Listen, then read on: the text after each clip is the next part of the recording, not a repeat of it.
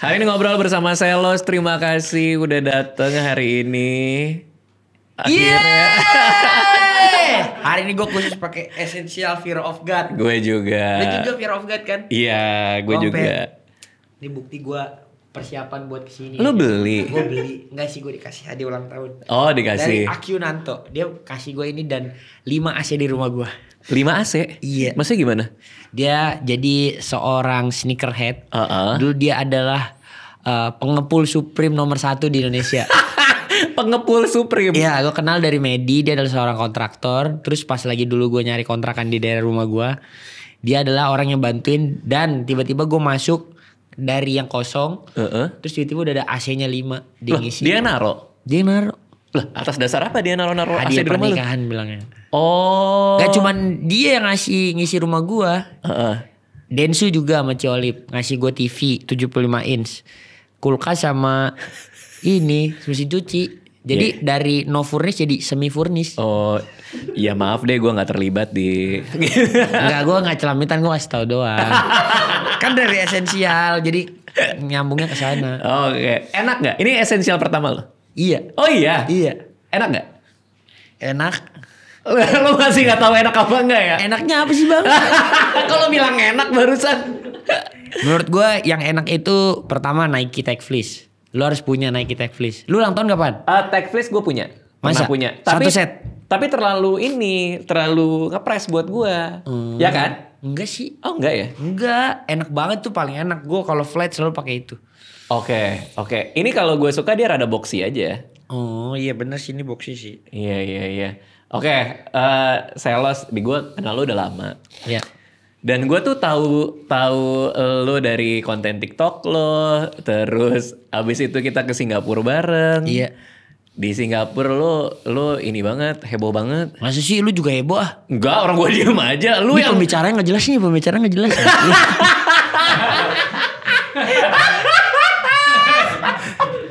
Terus kalau ada orang Korea naik, dia couple vlogger terus bilang, gila ya dia menjual dirinya, menjual jiwanya demi penonton. Karena ngasih tipsnya gini, kita pura-pura putus, gitu kan, inget gak? Iya, Kita pura-pura iya. putus supaya viewsnya naik dan Iya. terbukti views kita comeback vlognya 5 juta gitu kan. kita nggak usah kasih tahu siapa orangnya. Oh iya, orang Indonesia juga nggak ada yang gitu lah.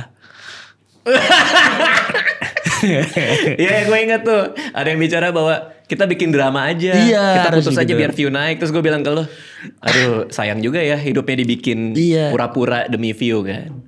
Iya, Tapi di Indonesia untung nggak ada yang gitu enggak, ya. aduh masa ada orang Indo kayak gitu. Enggak Nihil. lah. Ini kenapa? Oh ini. Makin kenceng nih mukul nih. Enggak ada lah. Ya tapi kita kan di Singapura kayak gitu. Oh seru sama lu. Gua nggak ngelihat sisi bisnis acumen lu tuh di situ, gue nggak lihat gue. Masa sih? Iya, gue nggak tahu ternyata. Di sininya nggak kelihatan.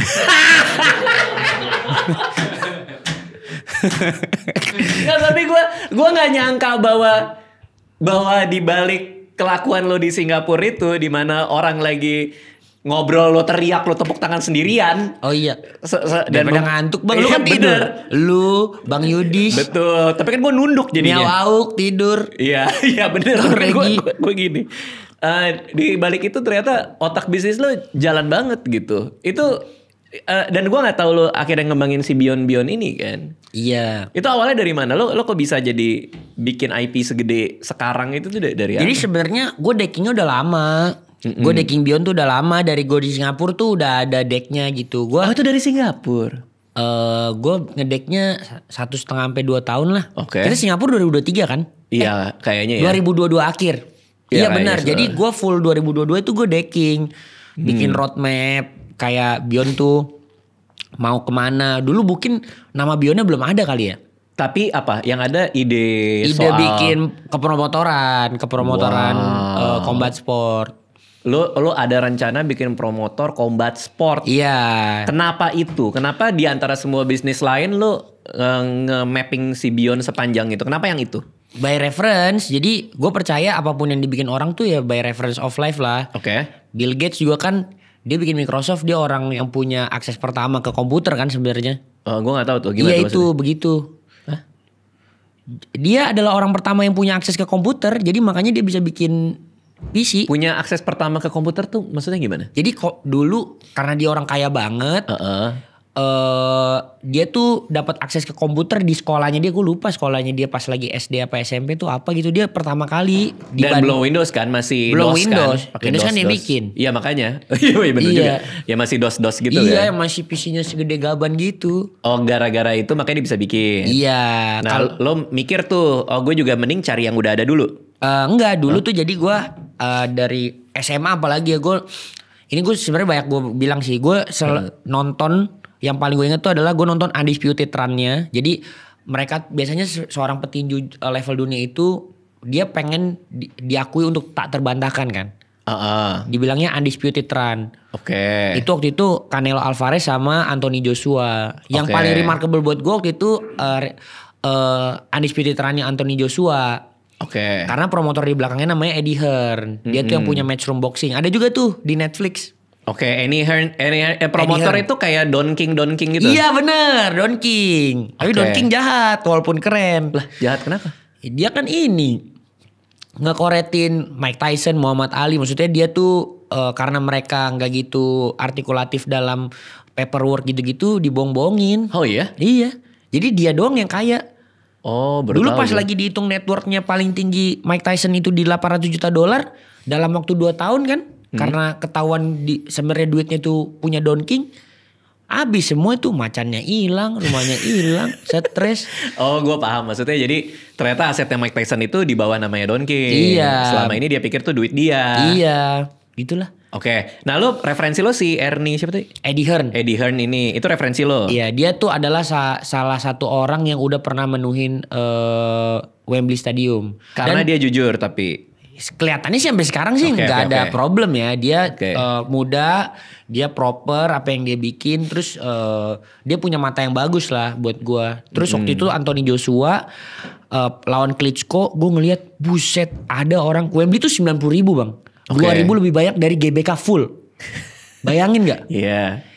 Dan orang yang bisa menuhin Wembley Stadium di Inggris itu dikasih Sir. Dikasih gelar Sir, gelar Knight ya. Iya, jadi dia makanya waktu itu menurut gue tuh kayak gue ngikutin sampai ke dalam-dalamnya situ. Jadi buat gue gila, fascinating banget. Dia nyiapin pertandingan dalam waktu 3 bulan terus bisa menuhin 90.000 orang gitu. Cara lo mempelajari dia dari buku, dokumenter, nonton, mikir kayak dia mikirnya ke arah mana ya gitu. Kenapa yang dia pilih dari semua petinju ya buat digedein tuh Anthony Joshua gitu. Nah itu dari lo ngelihat ceritanya dia, lo bikin Beyond, atau lo tahu lo mau bikin Beyond dulu baru lo nyari referensi? Enggak, gue nonton dulu. Oh, nonton dulu. Doang, nonton biasa. Baru dapet tuh gimana kalau gue bikin. Iya, jadi kayak biasa lah zaman dulu nonton Power Ranger jadi mau jadi polisi gitu loh. Paling deket dari Power Ranger kan polisi. Emang iya ya? Cita-cita gue polisi bang. Gara-gara Power Ranger? Gara-gara Power Ranger yang cuman polisi. Oke, lo nonton itu dan akhirnya lo terinspirasi. Tapi itu menarik lo. Menarik. Lo umur berapa tuh waktu itu? SMA 16, 17. 16 tahun lo nonton dan akhirnya terinspirasi. Cuman kan nyoret-nyoret Beyond-nya itu baru di tahun 2002 awal. Nah kan? jadi pas udah ada wacana kayak gitu, gue simpen lah itu di dalam benak gue di belakang. Fast forward 2018. Oke. Itu gue udah 19 tahun. Kuliah ada KSI versus Logan Paul. Oh tahu ya. Terus ini prosesnya begitu singkat. Tapi kemasifannya tuh hampir mirip sama apa yang udah dibangun bertahun-tahun. Anthony Joshua Olympic boxer. Oke. Dia udah Olympic duluan lah. Baru dia bisa ada di titik itu gitu. KSI dan Logan Paul kan YouTuber gitu. Ya. Terus dulu gue mikirnya gini. Wih, gue nih ada skill set jadi influencer, jadi content creator. Karena botak TikTok. Sebelum botak TikTok, 19 tahun tuh gue masih kuliah. Oke. Nah, kalau lo bisa berpikir lo punya skill di influencer kan? Karena gue bisa nulis. Terus gue ngerti kamera work, sinematografi. Jadi ya bisa gue bikin skit gitu. Ya artinya lo tahu skill set lo tapi lo belum proven di sosmed kan? Iya belum. Tapi lo tahu lo punya. Gue tahu gue punya dan gue tahu gue lucu lah dulu. Sombongnya gue tuh. Kenapa lo tahu lo lucu? Karena di tongkrongan lo paling dicari. Ya nggak tahu ya. Pokoknya gue lucu dah bang. Dulu gue mikirnya gitu. Iya, oke. Terus, terus. By reference kan setelah gue ngeliatin ke promotoran itu tuh yang paling sering gue lihat tuh stand up comedy sama konten kreator. Jadi gue ngedalamin skill itulah. Oke. Stand up comedy luar? Enggak, dalam. Oh, luar gue nonton Suci sih gue gak nonton. Oke. Suci gue nonton dari Suci 1 sampai Suci 8 terakhir gue nonton. Wow. Dari Adia Motor sampai Agia-nya Jegel gak keluar-keluar. Lo nonton mereka tampil atau juri-juri lo juga perhatiin? Juri-juri juga gue perhatiin. Oke. Karena jurinya yang satu botak, yang satu kecil, yang satu seksi. Pasti gitu Gue kan? yang seksi dong. Iya dong. Oke, seru banget. Iya. Terus lo nonton Suci dan dengerin komentar juri karena lo pengen belajar soal komedi? Ada lah, maksudnya ke arah sana karena kayak, nih Om Indro kenapa ngomong kompor gas ya gitu? Apa dasarnya ya gitu? Kenapa yang lain gak kompor gas ya gitu? Kenapa lo pelajarin komedi terus lo gak stand up di Bandung pada saat itu? Ada gua waktu itu Pernah belajar naik? stand up, enggak sih, cuma karena gue pikir kayaknya gue lebih nyaman ke komedi yang gue susun. Oke. Makanya menurut gue tuh nulis video tuh lebih nyaman. Oke. Tapi gue pernah stand up di depan teman-teman kelas gue. Gimana Tapi tuh? kasar banget. Temen gue tuh yang kayak mau ketawa tapi nggak tega karena ngecengin temen gue yang lagi nonton juga, ngerti gak? Oh, lo ngerosting? Iya, ngerosting gitu. Oh. Jadi buat gue, kayaknya gue hidup gue nggak panjang nih kalau stand up comedy gitu. Lo kerjanya roasting orang Iya. ya? Oke, Jadi oke. gue kerjaannya kayak gitu. Terus ya udah, mungkin teman gue yang SMP inget kali gue. Pernah ngata-ngatain dia? Iya. Terus Oke. jadi makanya setelah gue itu ya skill set gue dikumpulin itu, muncullah gue dengan botak TikTok, dengan semua skit komedinya. Itu awal Dalam satu kita semua notice lo kan? Makanya Iya, kita undang bener. kan waktu itu ya. Ingat gak sih? Aduh, udah ada lo belum sih? Belum ya? Belum ada dia. Ada Reja dulu tuh, kreatif gue yang lama. Terus makanya, oh ini kayaknya lucu nih orang gitu. Bahkan lu undang gue udah gak botak tuh. Oh. Gue lagi krisis identitas tuh. Gondrong TikTok adalah rencana lo. Cepak TikTok lah. Cepak TikTok. Kenapa lo krisis identitas? Lo pengen apa? Beda ini Karena udah 10 juta Oh. followers. Dulu yang gue kejar followers bang. Oh. Sama kayak orang-orang normal lah. Terus kan kayak di YouTube tuh dulu kayak Diamond Play Button tuh most wanted banget lah. Terus gue pikir iya sih gue belum di YouTube. Tapi gue udah di TikTok udah tamat nih. Gue mau ngapain lagi udah 10 juta. Itu udah gila paling sih. keren gue. Iya 10 juta tuh gila sih. Ibarat di TikTok kata sih. dulu gue mikirnya gue udah paling keren. Gue mau ngaku gue keren, gue udah paling keren. 10 juta. Terus gue dulu 1 juta pertama, 10 juta pertama. Oh iya? Iya. Di TikTok? Di TikTok. Baru tahu gue. Itu dia. Sekarang di makanya gua kasih TikTok, tahu. TikTok lo berapa? Gak banyak nambah 13,5. Oke, karena udah selesai. Karena iya dan gue nggak ada kayak rasa mau nge-push juga. Karena gue baru tahu lo di penabur ya. Iya gue penabur.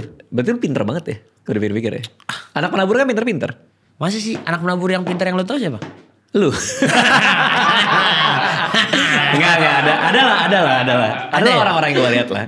Penabur, pinter sih. Penabur tuh lebih disiplin sih bang. Jadi kita, gue cinta banget penabur iman ilmu pelayanan ya.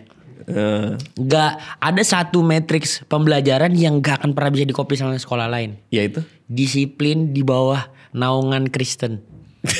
Iya betul. Ya, karena gak Enggak, semua karena dia tuh- gak semua sekolah. Satu itu ya kan. 2, temen gua sebandel-bandelnya ya bang ya. Heeh. Minum kek, main cewek kek, pas lagi SMA-nya kuliah balik semua bang kalau anak penabur. Tapi makanya gue kaget lo anak penabur. Doktrinnya itu loh luar biasa penabur. Iya. Apakah itu yang mendasari lo jualan alkohol pas kuliah? Tapi balik lagi. Karena dulu kan lo rame gara-gara itu juga kan? Iya. Udah gak lagi dong. Udah enggak. Oke. Dulu bukan rame lah. Menyambung hidup lebih modal lah dulu. Iya dulu. Seru banget. Oke.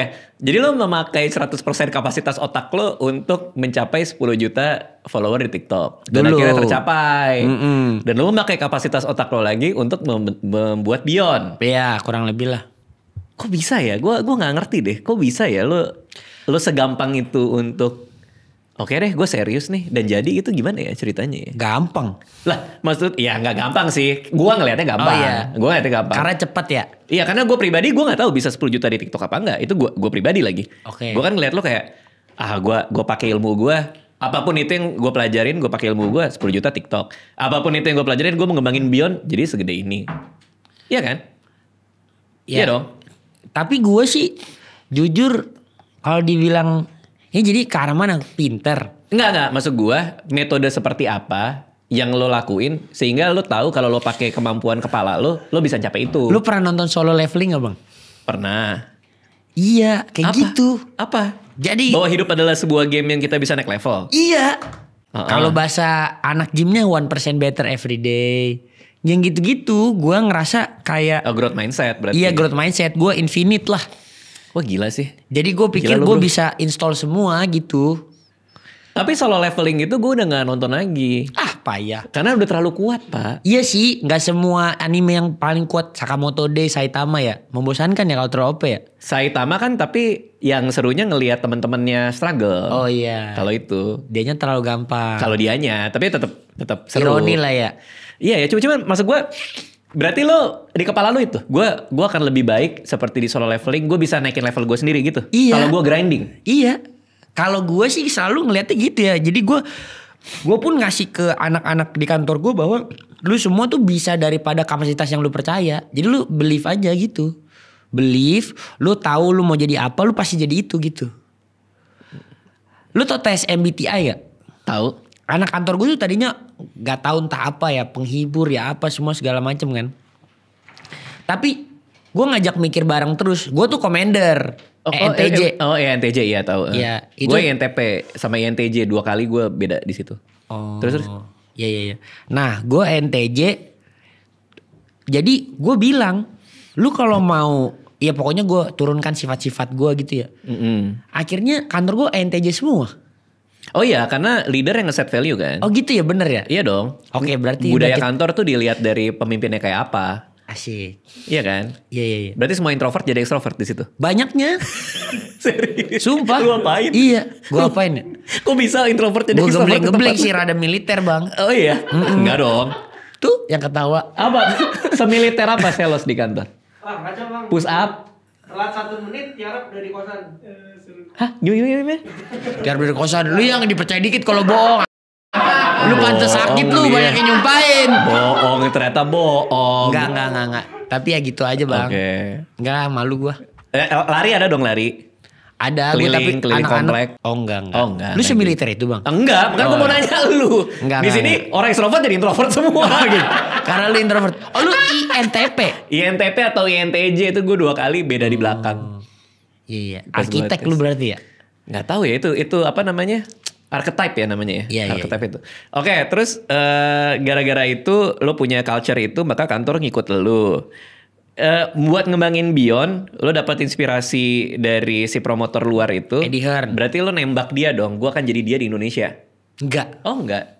Gue akan jauh lebih hebat. Karena pas gue tau Eddie Hearn, setelah gue nonton tinju duluan, gue nonton yang lebih OP lagi dari Eddie Hearn. Namanya Dana White. Oh iya, yang punya Iya, UFC. Iya UFC benar. Oh. You Ultimate Fighting C-nya Celos. Oh. Ujungnya gue juga bang. Dana White menurut gue jauh lebih visioner lagi. Dia lebih proper. Dan buat gue dia bikin sebuah liga kepromotoran yang paling tahan badai di seluruh dunia. Tunggu, gue nggak familiar sama apa yang Dana White lakukan. Gue tahu kalau dia yang headnya UFC kan. Ya dia presiden UFC. Apakah UFC dengan format sekarang itu dia yang buat? Iya. Oh iya. Iya jadi dia dulu bellboy. Dan dia pernah mendalami tinju. Terus dia pernah jadi guru tinju beberapa UFC fighter lah. Karena dia tinggal di Las Vegas. Dan Las Vegas is fight capital of the world kan. Terus dia jadi bellboy. Dia ketemulah sama si yang punya kasino ini nih. Oke. Fertitta Brothers namanya. Dia yang Oke. punya duit. Terus mereka berdua same interest. Suka nonton UFC. UFC itu dulu masih julukannya human cockfighting. Gak ada yang suka karena gak ada aturannya. Oke. Orang 10 orang diadu satu malam dapat satu pemenangnya. Kayak Oke. gitu. Gak Dengan- ada aturannya. Aturan gak ada tuh maksudnya bisa sampai luka parah dong kalau kayak gitu. Banyak. Cuman mungkin orang Amerika kuat-kuat kali ya. Gak tahu minumnya apa bang. Oke, atau ini kontraknya udah kalau ada apa-apa lo Ya tanggung jawab tapi sendiri. UFC sih gak pernah ada apa-apa ya setahu gue. Oke. Terus. Terus udah gitu akhirnya bangkrut lah UFC. UFC pribadi tuh bangkrut. Biasanya pribadi itu maksudnya apa sih? UFC jadi ada pemilik sebelum Dana White. Aha. Dibelilah $2 juta sama Fertitta Brothers. Dibikinlah si Dana White ini jadi presidennya langsung. Oh artinya dulu UFC itu formatnya nggak kayak sekarang. Lu Enggak, begajulan belum liga, aja. begajulan. Urakan aja lu. Gak ada liganya dulu. Oke, dibeli sama si dua pengusaha ini $2 juta. Iya. Dana White, lo deh yang mimpin. Karena mereka jadi konco kental tuh waktu itu. Padahal dia bellboy.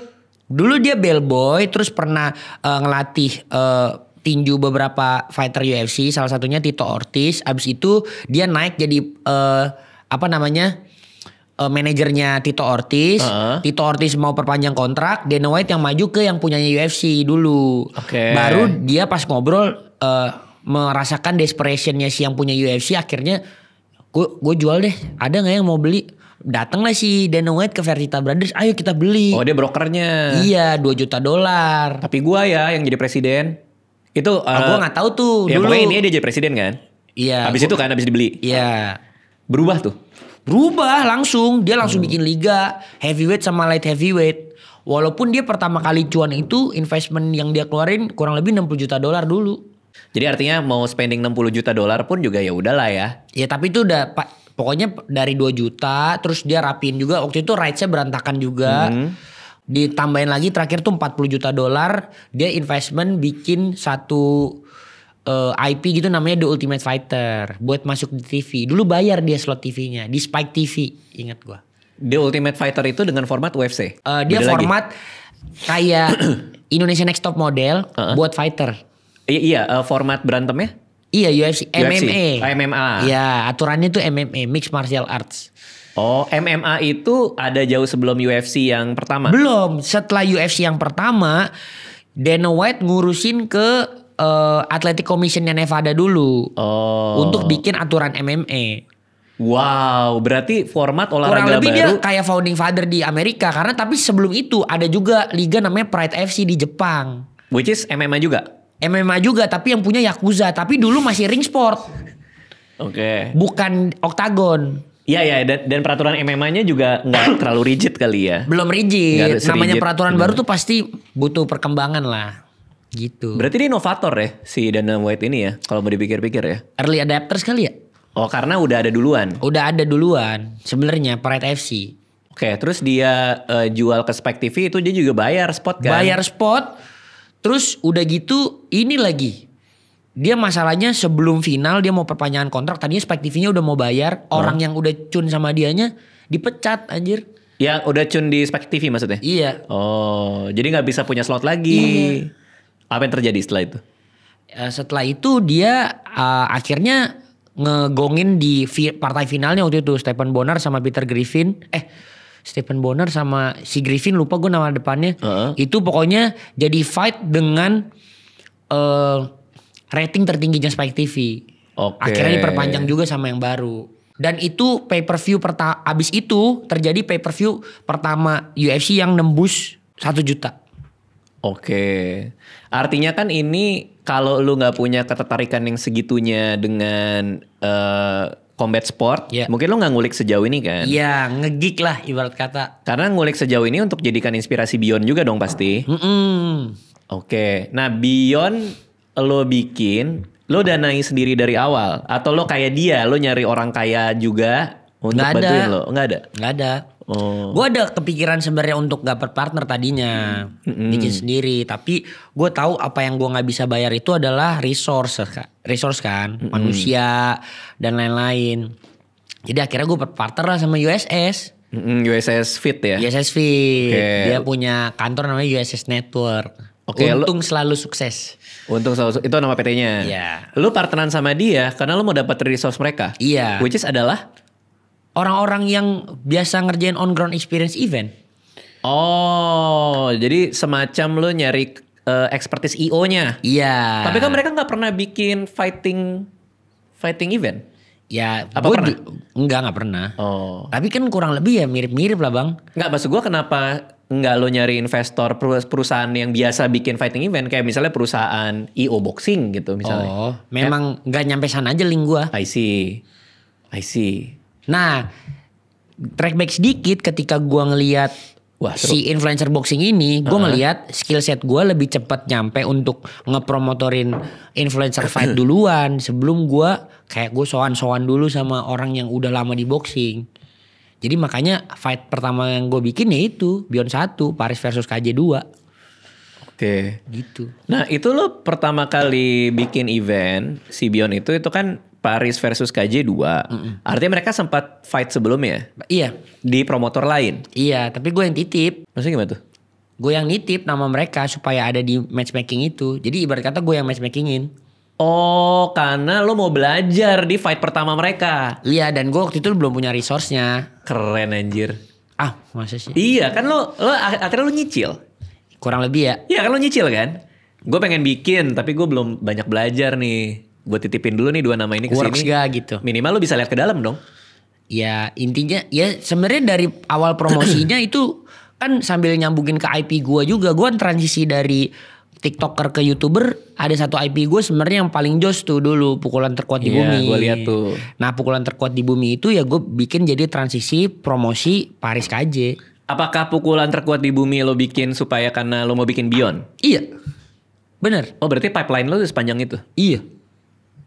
Gue trust ke maksudnya gue baca lapangannya gitu. Gue masuk dulu. Karena kan buat gue kalau gue tiba-tiba langsung ke boxing gue ngeliatnya olahraganya waktu itu lagi tidur lah ya.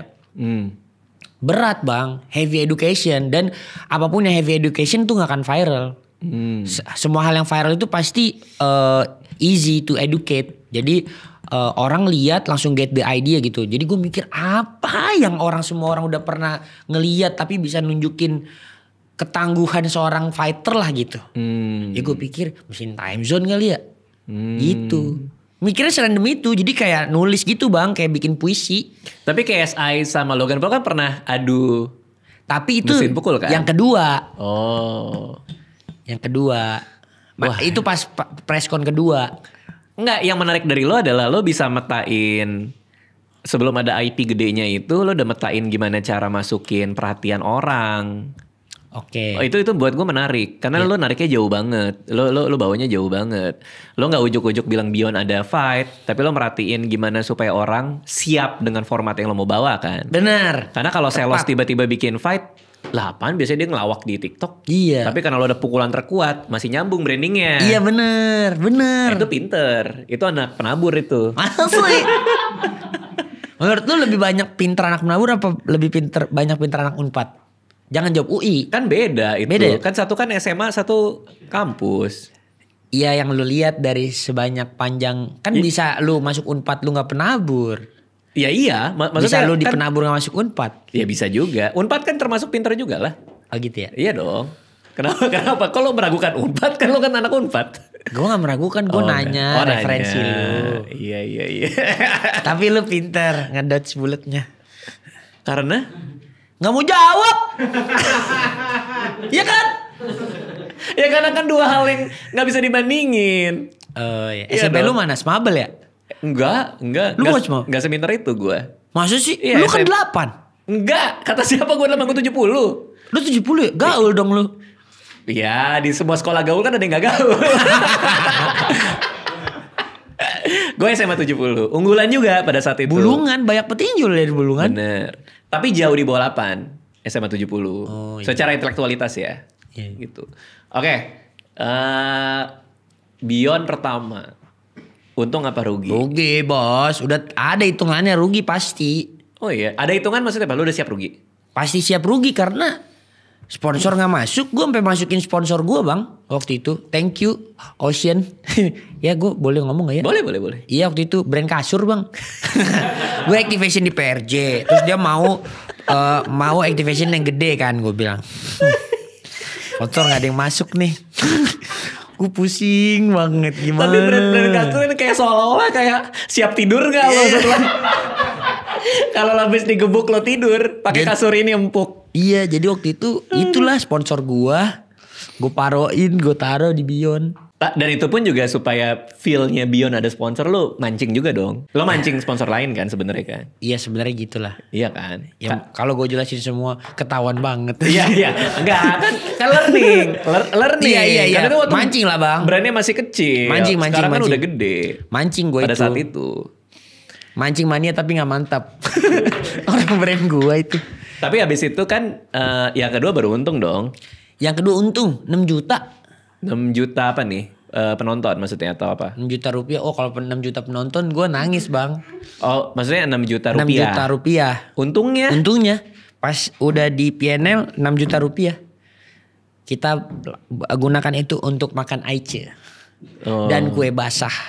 Basah tuh apa? Kue basah masa Kue nggak tahu? basah. Habis udah. Yang berikutnya untung dong. Untung. Lumayan. Kalau nggak mau nyebut angka gede. 6 juta mah disebut sama dia. Begitu nggak nyebut nggak mungkin 6 juta lah. Kalau gitu mah. Nah apa yang membuat yang ketiga untung? Pelajaran yang lo dapet. Kenapa yang ketiga untung? Jadi di roadmap gua waktu itu bang, ada satu hal yang sebenarnya nggak pernah dilakukan di Asia lah sebenarnya, kecuali di Jepang.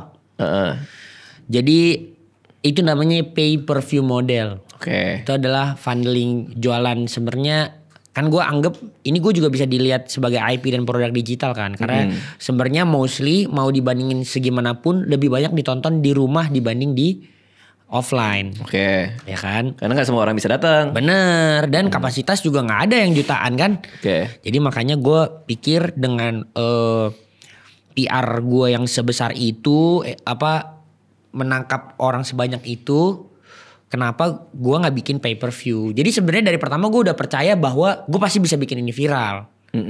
Mau itu acara kelima, tapi gue yakin gue pasti akan belajar dan gue bikin viral. Balik lagi soal leveling tadi. Jadi pas gue udah langsung dapet angkanya itu di acara pertama, acara kedua, terus dia growing juga. 6 juta. Akhirnya gue udah hitung nih, ini perusahaan udah gak akan jalan nih kalau misalkan kita nggak bisa untung masif.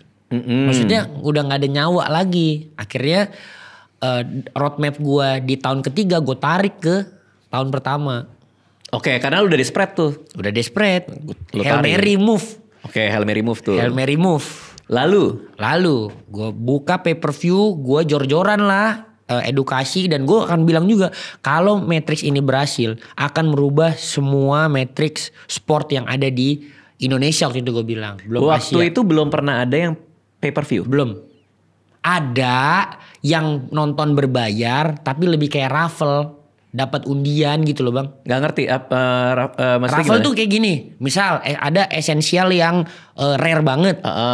Orang pada berebut antri beli kupon, kupon raffle namanya. Misal harganya aslinya 50 juta. Kupon rafflenya harganya 70.000. Dia kumpulin orang sebanyak-banyaknya buat beli 70.000 itu.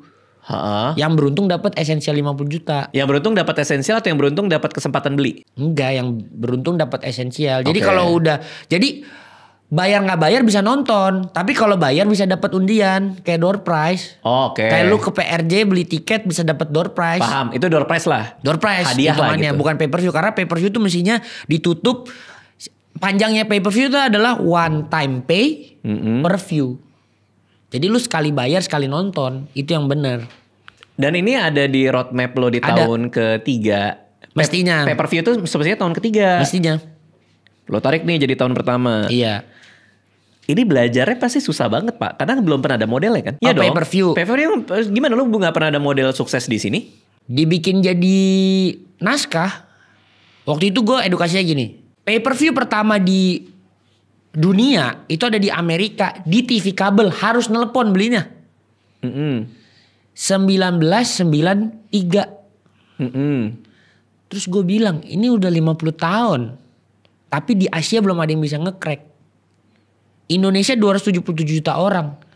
Masa gue bilang 10.000 orang aja gak ada. Menurut gue waktu itu. Jadi naskah itu gue ulang terus. Akhirnya jadilah ke-crack itu pay per view. Sekarang semua acara sport sekarang pay per view. Oke. Sampai Malaysia. Oke. Sampai Singapura. Edukasi penonton one thing, tapi satu lagi adalah nyiapin teknisnya kan? Iya. Kalau nggak laku gimana? Bukan, lebih ke Apa lu nemuin vendor buat nyediain PPV? Enggak, gue waktu itu Atau lo bikin dulu bahkan sendiri? di video dulu belum pernah ada pay per view. Gue bilang kalau lu mau berbisnis sama gue, tolong bikinin kayak gini dan gue yakin lu punya orang teknisi terbaik yang ada di Indonesia. Oh, jadi si Bion yang keempat berarti nih? 3. Oh, ketiga ini lu gandeng Randy Versus video.com KJ, iya, untuk bikin PPV? iya. Oh, gue pikir lo nyari tim IT, vendor. Enggak ya, lo langsung ke video.com. Iya. Itu partnership tuh. Partnership. Karena lo butuh teknologi dia. Iya. Karena kan dia doang yang OTT homegrown Indonesia paling gede lah. Yang setara Netflix. Kalau bisa punya leverage untuk dia mau ngikut cara lo ketimbang disiarin di dia dengan subscriptionnya dia. Kalau ada leverage itu? Ngomong bang, orang sama orang tetep kan yang punya video Lo juga orang. Iya sih. Nggak, maksudnya semeyakinkan apa lu sampai dia kayak, oke gue ubah nih sistem. Lu kalau ngeliat gue kurang meyakinkan ya? Meyakinkan sih. Enggak, Gue waktu kebayang sih. Ngomongnya gimana ya? Dulu juga dia bahkan gak mau pakai kata pay per view. Iya makanya karena video.com itu punya bisnis model sendiri. Iya, Which is subscription. gue juga bayar video.com Iya, karena iya, gue iya. nonton Liga Inggris. Damn. Ya kok Dem kenapa jadi Dem nonton Ntar Liga lagi ada Liga Beyond. Oh, Ada, iya? Iya bentar lagi ada Beyond Combat Pass di video. Gila lu keren banget lu. Ah masa sih? Berarti sama Mas Indra, ketemu Mas Indra ya? Iya Pak Indra tuh kan CEO VIP kan. Iya. Kalau kerjasamanya paling banyak sama video tuh sama Pak Hermawan, Pak Her, Oke. sama Pak Tanto. Langsung Pak Tanto lagi. Iya. Oke. Udah nih. Gila lu hebat banget. Gue gak kebayang gimana lu cara meyakinkan orang-orang itu. Karena lu ngubah bisnis model dia bro. Dan itu pertama lagi. Ya gitulah. Gila lu ya. Kagak lah bang, tapi kan gue bilang. Jadi kayak ini 50 tahun lalu works. Dan mereka berkembang sampai ke 4 juta buys, berapa juta buys gitu. Terus kayak kalau dibandingin sama recurring yang dia punya, Indonesia yang berlangganan waktu itu kayaknya mungkin video 3,5 juta, 4 juta.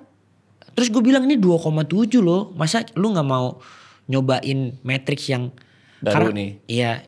Pay per view pertama kali. Iya. Dengan teknologi dari video.com. Iya. Harganya berapa waktu itu? 29. 29.000. 19. Ya 19 atau 29? 29.000 sekali nonton Beyond yang ketiga kan berarti? Kayaknya 19.000 deh. Oh 19.000. Untuk the whole event kan? Beyond 3 19.000 gak sih? Coba cek. Gue lupa. Ya pokoknya segituan lah. Ya segituan lah. Ekspektasi lo terpenuhi? 300.000 buys bang. Gila. Yang bener aja lo bro. 300.000 Nothing beats a jet to holiday. Bukan. Nothing beats live event bang. Nothing beats a live event. Jadi 19 kan? Gue yang punya acara. Menurut gue live event tuh bukan cuma bikin orang FOMO ya. Tapi live event tuh ada artnya sendiri. Art of uncertainty yang gak akan bisa diceritain orang. Lu nonton film walaupun kayak penggulungannya tuh bisa gede banget gitu ya. Kayak agak lain 9 juta. Live event agak lain lu bisa diceritain sama orang dulu gitu loh. Lu nonton Avengers, Infinity War gitu. Lu bisa diceritain orang dulu. Live event gak ada yang bisa cerita. Dan di seluruh dunia itu terjadinya live lagi. Lu gak akan dapat bocoran dari orang manapun. Musuhnya bajakan. Tapi lo kan juga ngesusu yang ngebajak. Yoi. Bareng video kan. Yoi. Udah di penjara gara-gara itu. Ini lagi proses. Menurut gue harus ada enforcement. Bener. Harus. Bener. Kan gue juga jualan digital download. Kalaupun ada pelanggaran pasti kita enforce sih. Bener. Karena untuk bikin trust orang untuk beli kan. Bener. Karena pada marah-marah lah kan. Yang beli gue udah kayak punya interest yang invested ke Beyond kan. Ya gue itulah bentuk tanggung jawab gue paling besar ya. Gue memang harus penjarain. 300.000 buys ini itu dibantu mesinnya video juga dong? Nggak juga? Sebenarnya waktu itu hitungan gue gini. Pokoknya kita lihat dari concurrent viewers YouTube gue. Gimana tuh? Kalau dari concurrent concurrentnya waktu itu kayaknya 1,3 ya. Concurrent pas Beyond pertama dan kedua? Sebelum transisi ke pay per view. Minimal sepersepuluhnya nyampe. Beli pasti. Kepo. Iya. Gue bilang gitu. Minimal sepersepuluhnya beli. Karena ini 19.000. Pertanyaan gue. Kenapa lo gak bikin YouTube membership siarin di elu. Gue belum punya pertanggungjawaban untuk punya konten bank sebanyak itu. Jadi nanti gue akan bikin membershipnya, bukan membership gue akan bikin subscription model. Kenapa lu nggak bikin website sendiri buat PPV ini? Kenapa harus gandeng video? Sebenarnya bisa aja ya, cuman kayak pertanyaannya sama kayak kenapa lu nggak podcast tapi ngomong sendiri gitu? Gimana? Kayak Kenapa nggak podcast- monolog? Iya, kan aneh ya bang, kagak asik gitu. Kalau bareng tuh ya pasti jauh lebih kuat lah. Oh I see.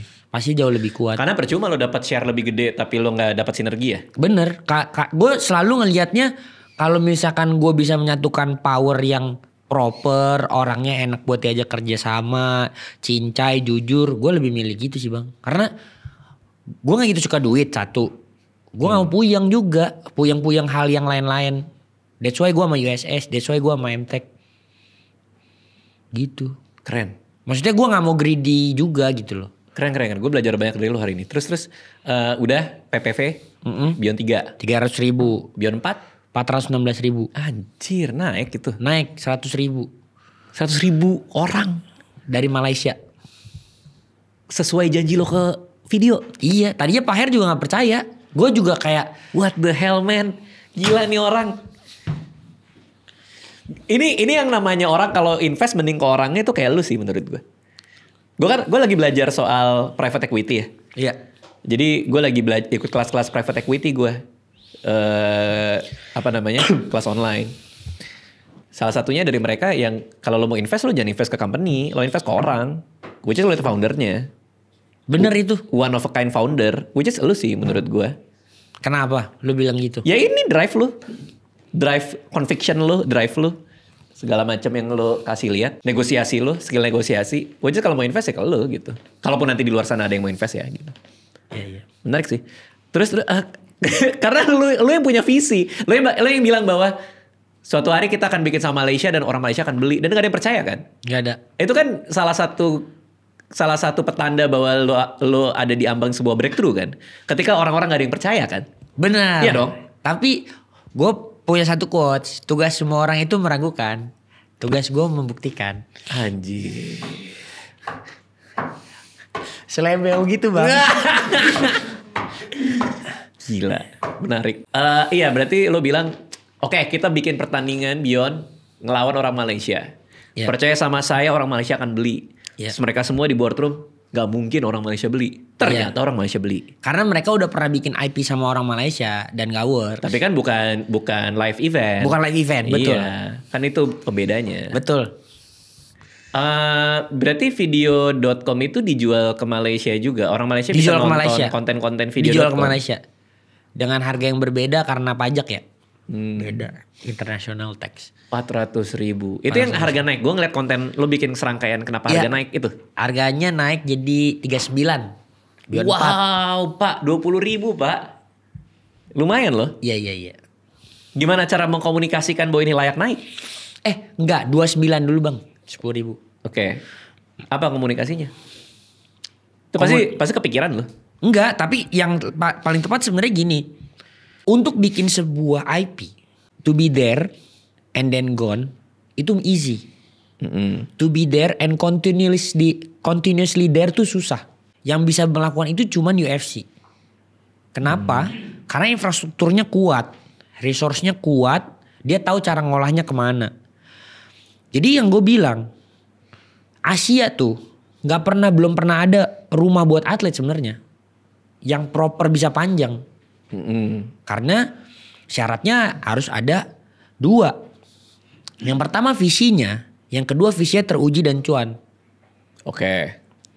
Nah, kalau gue mau bisa punya jangka panjang, ya gue punya acara harus untung. Jadi gue bilang, untung gak untung itu urusan gue. Nonton gak nonton itu urusan lu.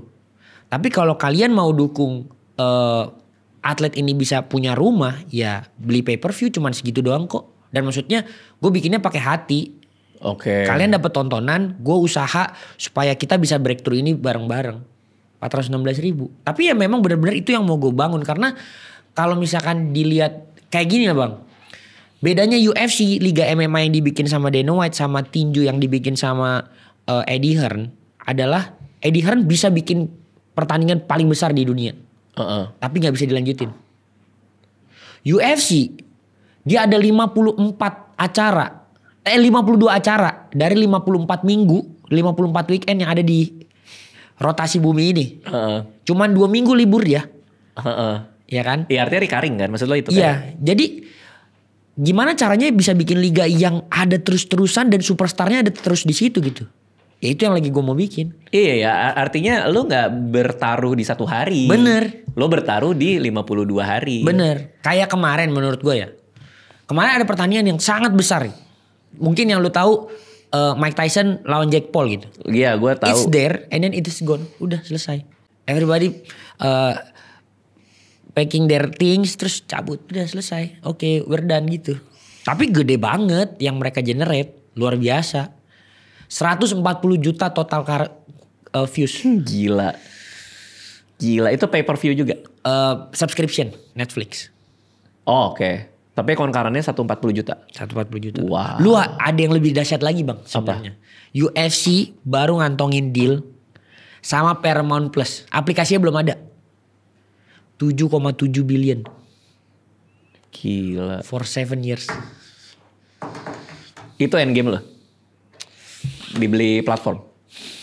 Itu hak siar doang loh bang. Wah. IP-nya tetap milik dia. IP-nya tetap milik Zuffa Ltd. TKO. Dia udah merger sama WWE. Wow. Berarti kepemilikan sahamnya dibeli WWE? Enggak, merger mereka. Merger aja, untuk merger IPO. biasa. Oh, buat IPO. Iya, merger untuk IPO. Fun fact, UFC penghasilan lebih besar dari WWE. WWE 98% itu semua dari hak siar. Cuman UFC doang yang 10% sisanya, lu bayangin ya, dari 1,4 billion yang dihasilkan setiap tahun itu dari merchandising. Sinting bang. Lu ada itu merchandising? Belum? Ada. Ada apa? Udah diseriusin?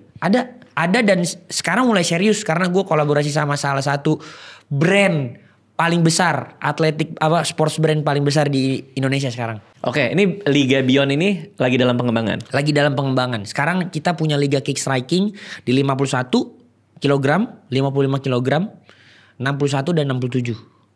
Akan dicari juara dunianya di Beyond 9 Grand Prix. Itu akan ada 8 main turnamen dalam satu hari. Mereka yang menang harus bertanding 3 kali.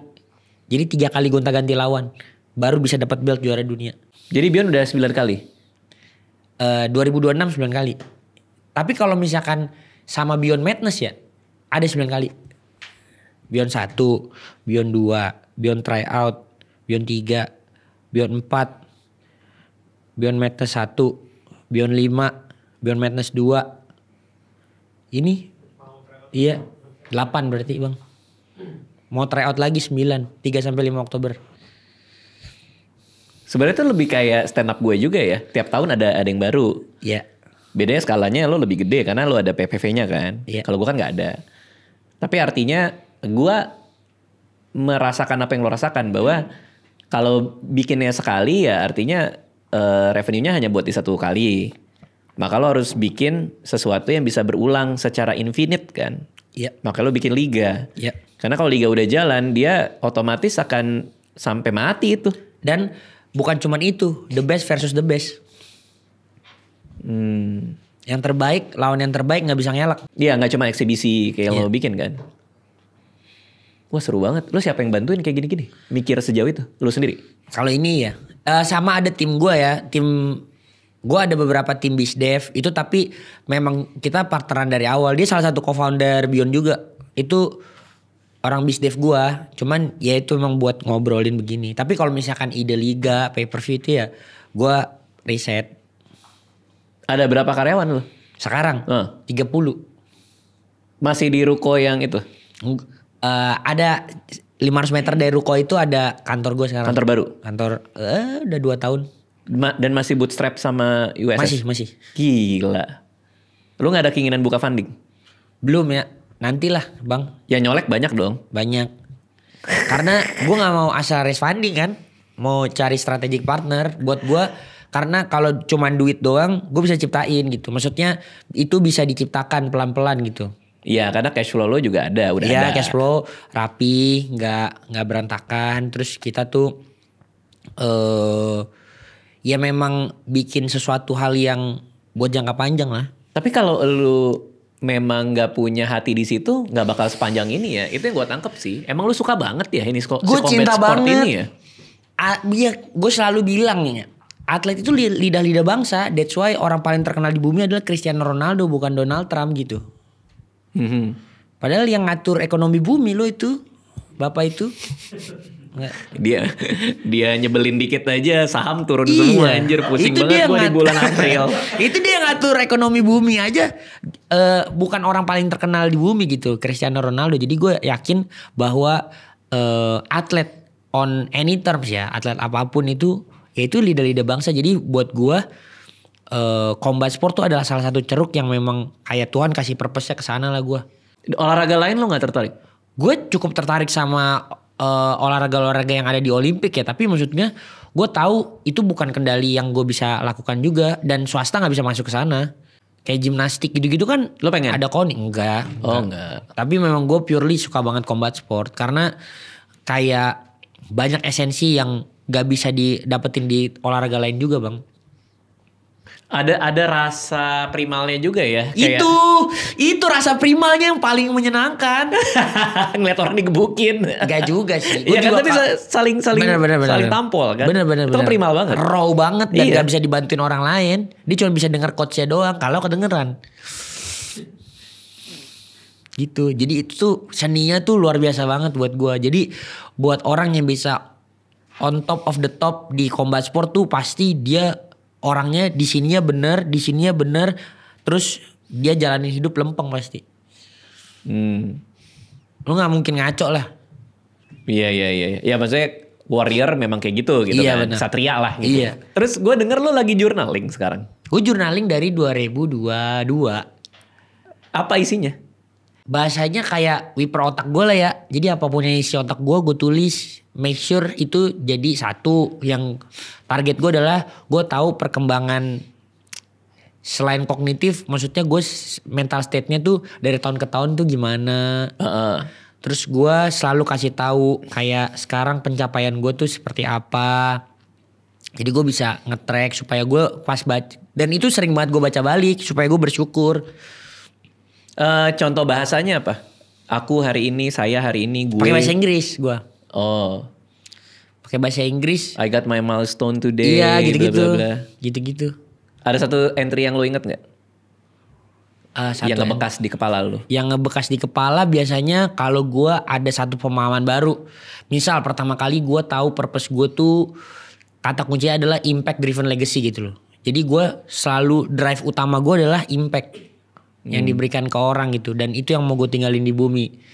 Ketika gue lagi menjelaskan itu kepada diri gue sendiri, itu gue tulis yang kayak memang sebenarnya kata ini tuh yang udah paling mentok, yang paling suci dari semua kata-kata yang menurut gue ada di dalam diri gue Iya gitu lagi, loh. impact ya. Iya, Bunyi impact itu. yang pertama itu ya memang gimana caranya kita bisa berperan buat kasih impact dan efek yang ya positif maupun negatif, tapi mau nggak mau tuh lu bertanggung jawab atas hal itu. Terus driven tuh kayak menurut gue lebih daripada motivated gitu loh. Iya. Lu drive lu tuh itu gitu. Ya terus impact driven legacy ya gue pasti mati karena yang gue taruh itu. Gue kata legacy itu semenjak gue udah punya pemahaman nontonin lu, Reza Arab, Skinny Indonesian, karena gue heavily influenced by you guys. Maksudnya bayangin kalau gue bisa properly atur apa yang gue keluarin dan juga apa yang jadi spirit gue ketika gue ngejalanin itu, akan banyak generasi selanjutnya yang ke-influence by itu juga. Yang lebih OP-OP lagi. Karena legacy. Lagi-lagi kan gue lagi belajar soal itu ya, private equity ya. Iya. Terus ada satu fund di Amerika itu yang ceruknya menarik. Jadi dia itu nyari creator driven business. Oke. Jadi si PE fund ini dia invest ke bisnis-bisnis yang dibuat sama kreator. Bukan yang Mr. Beast itu ya bang? Apa tuh? Oh, Kan Night MrBeast- Media ya? Iya. Iya, Salah satunya kan? Salah satunya itu. Betul. Salah satunya itu. Bikin coklat makanya Ryan Trehen bikin permen karet. Iya. Nah si Van ini gue nggak tahu itu apakah Van itu punya tipe yang sama apa enggak ya sama yang gue pelajarin ya. Cuman tesisnya sekarang adalah bisnis masa depan yang gede itu. Oh, isi air dulu, iya. Kopi kayaknya enak tuh, Bang. Oh, ini kopi.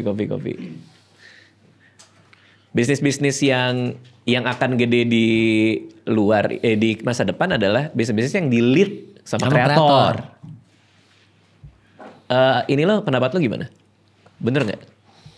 Bisa jadi bener, bisa jadi enggak, atau orang yang nge-lead company itu bisa jadi kreator karena seger Agak banget ini tuh kayaknya ya. Kayak iklan. Agak marah tuh kayaknya. Habis tiarap dari kosan nih.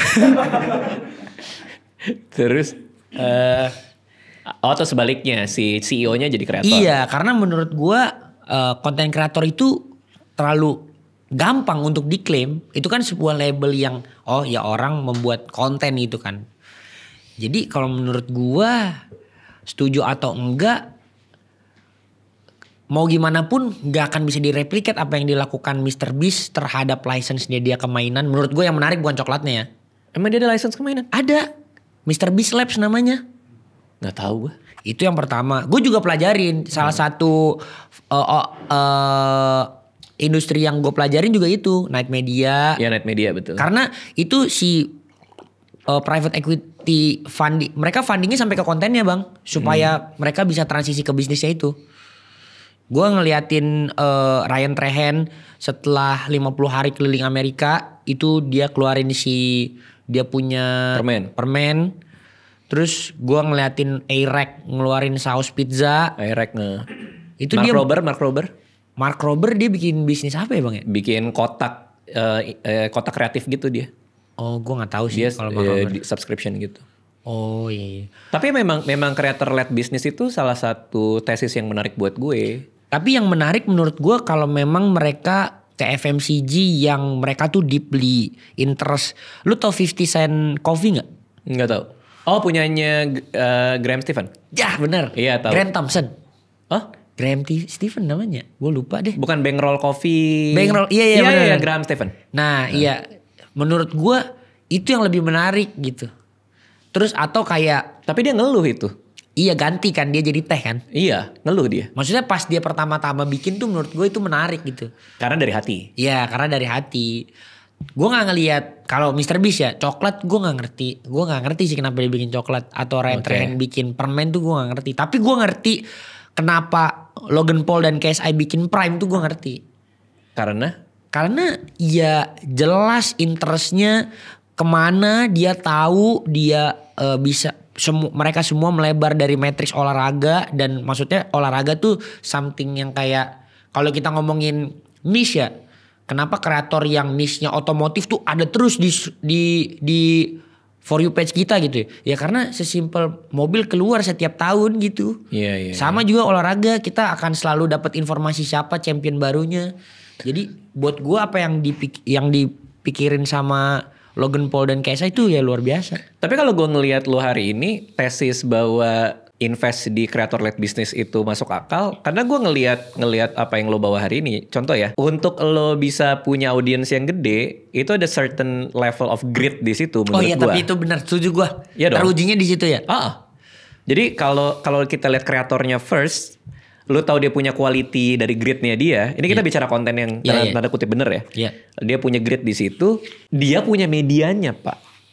Untuk minimal langsung dapetin banyak orang buat first stage-nya lah. Iya. Recurring-nya ya urusan orang produk gitu. Iya. Tapi satu sisi konsnya adalah orang believe nggak bahwa ini adalah produk yang dari hati atau produk aji mumpung.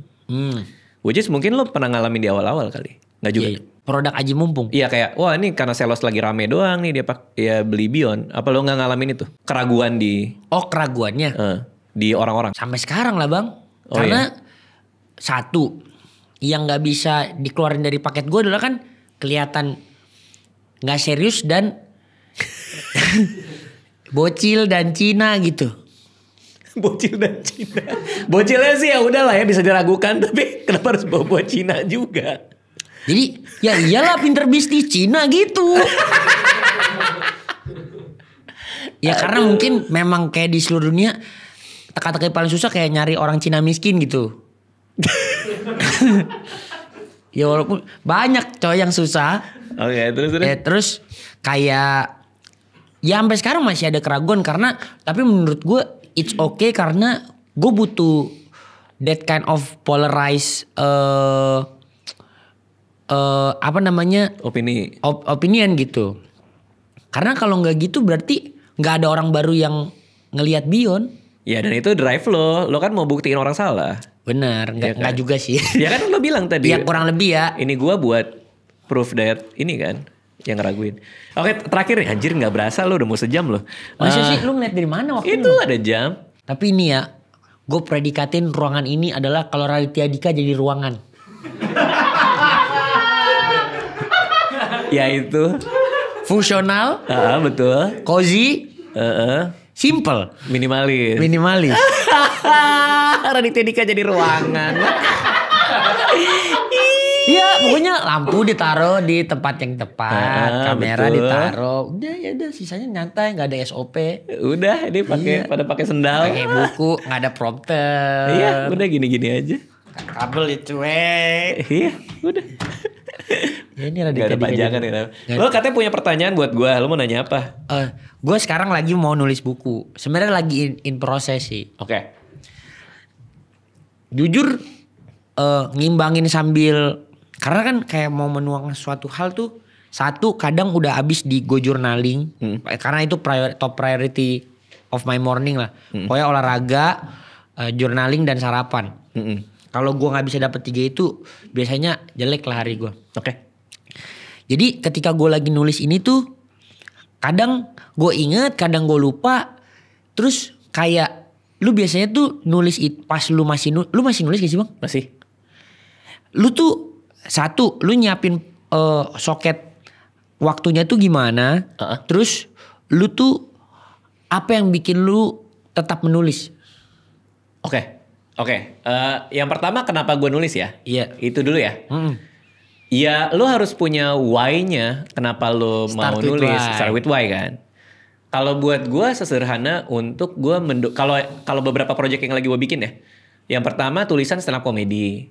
Karena memang gue punya keresahan yang ada beberapa keresahan yang hanya bisa gue bagi di atas panggung stand up gue, tidak di depan kamera seperti ini. Gue cuma kasih ke penonton off air gue. Itu, gue punya rasa itu, rasa bahwa gue nggak pernah nongkrong, gue nggak pernah bergaul. Jadi satu-satunya pelampiasan sosial gue menceritakan di kepala gue adalah bersama penonton-penonton gue. Iya. Itu baranya, itu obor yang gue pegang. Makanya Sampai sekarang tuh masih kenceng tuh bang. Oh iya, kita lagi jalan show baru. Apa namanya? Cerita Anehku namanya. Oh, iya. Gitu. Nah itu bara yang itu obor yang gue pegang. Makanya gue selalu nyari hari untuk nulis karena gue punya drive itu. Oh lu jadi satu soket hari ya bang ya? Oh enggak. Setiap hari minimal 1 jam. Oke. Kalau paling bagus adalah begitu lo bangun tidur. Karena no excuses pak. Kalau lo udah bangun duluan, lo ngelakuin yang lain duluan, entar kali jam 2, entar kali jam 3, entar kali jam 4. Seperti contohnya, gue mau ada review buku, udah 2 hari kita pending. Gitu ya. Seharusnya syuting tadi sebelum ada selos.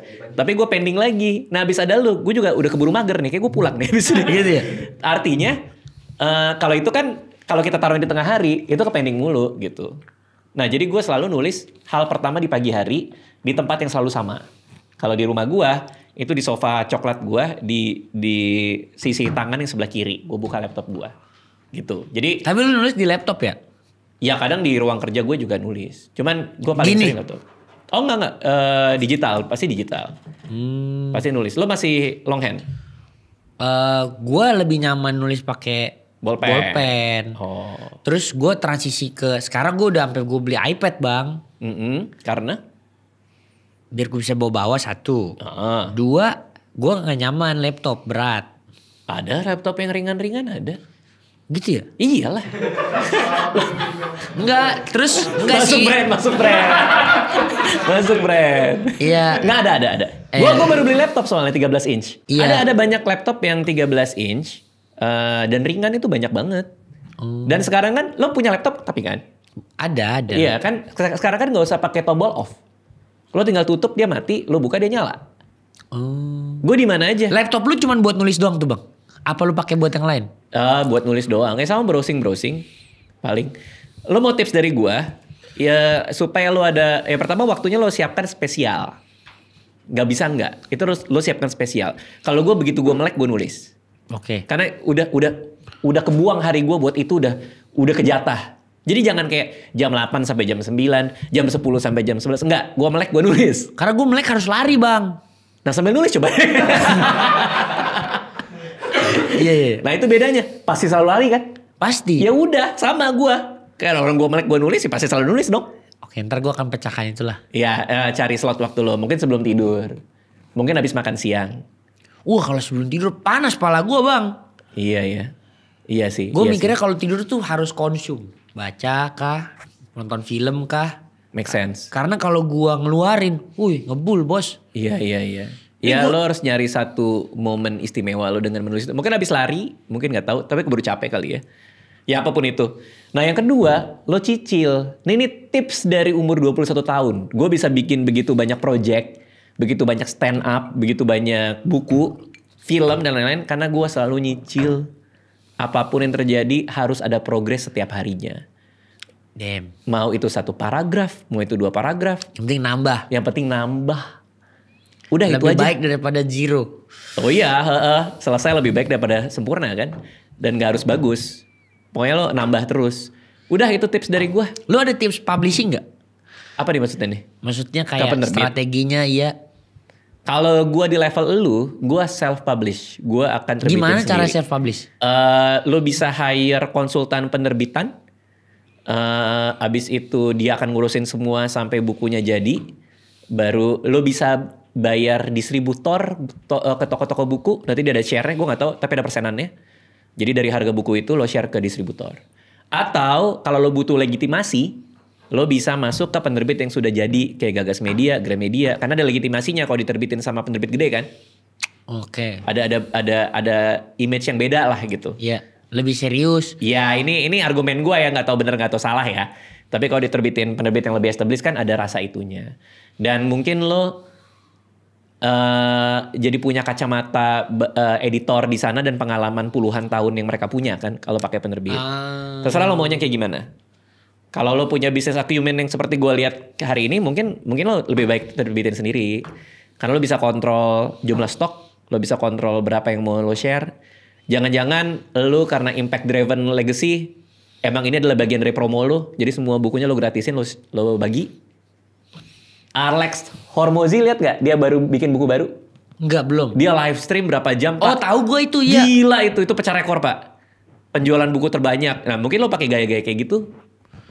Iya. Artinya kalau lo terbitin sendiri, lo punya kontrol penuh terhadap buku ini mau lo apain. Iya. Kadang-kadang kalau gue kayak ke Gagas Media, ya kan ada rasa kayak, gue pengen deh hari ini gue gratisin semua. Oh tapi kan penerbit udah modalin yang gitu-gitu loh. Gue pengen deh. Emang nyebarin tapi gini. Oke, gue ngerti. Apa gimana? Enggak jadi. Kapanpun lo mau lo tanya gue aja, ntar gue cariin konsultan penerbit kalau lo mau. Dibalas berarti WA gue ya bang ya.